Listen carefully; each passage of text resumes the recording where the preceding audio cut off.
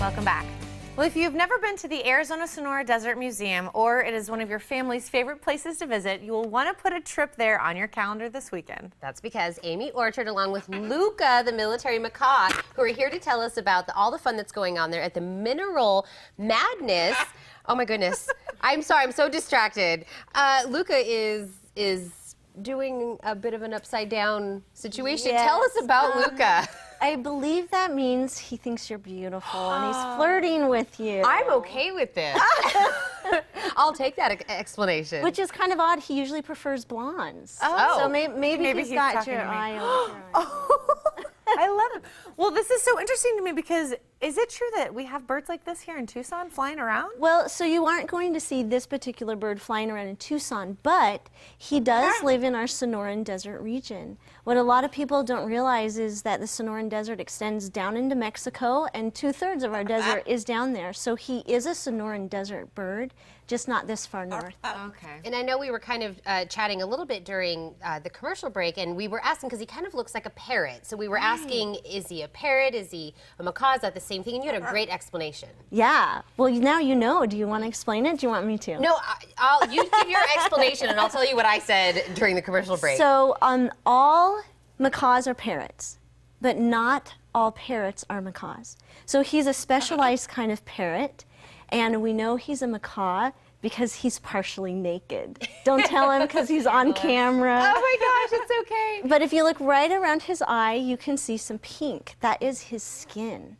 And he's featherless there. All macaws are featherless on this patch. And it's really fun because you can kind of tell his emotions by the change of the color of that skin.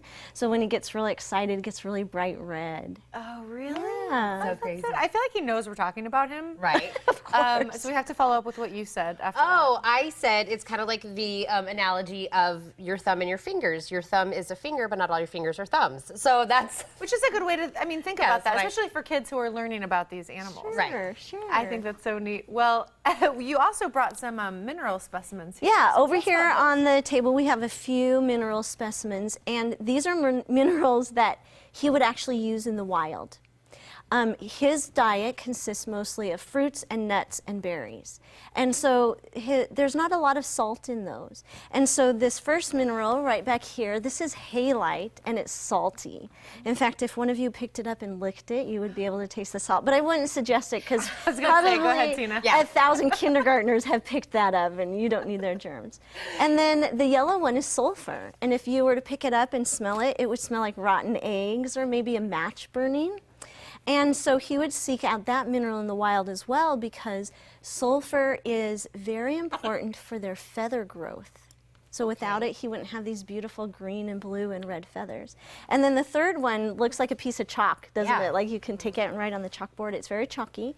And since he eats those fruits and those seeds and those nuts, like when you eat a peach, you don't eat the peach pit, right? Right. Because there's toxins in it that can make us sick. So, but he eats that, and then he's got all those toxins in his stomach.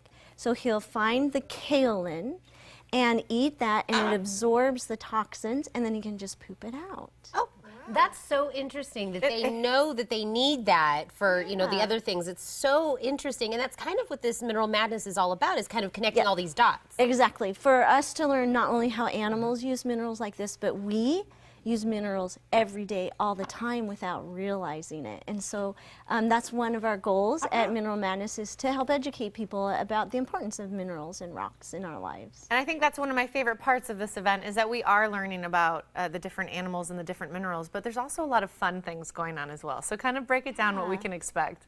So there are lots of activities for kids that run during the day on Saturday and Sunday both from 10 to 4. They can actually come out and explode a volcano. Wow. Yeah. Actually, I did that on the news a few years ago with Guy Atchley. Got all over him. I'm not sure that we would do that again. Oh, no, I'm sure Guy loved that. I'm sure He's he such a did. good sport. He'd be there taking pictures. So. Yeah. And kids can come out and sieve for minerals. So we have some minerals that are hidden in rocks and sand, and they can actually use different types of sieves, just like a miner would, to find their own treasures.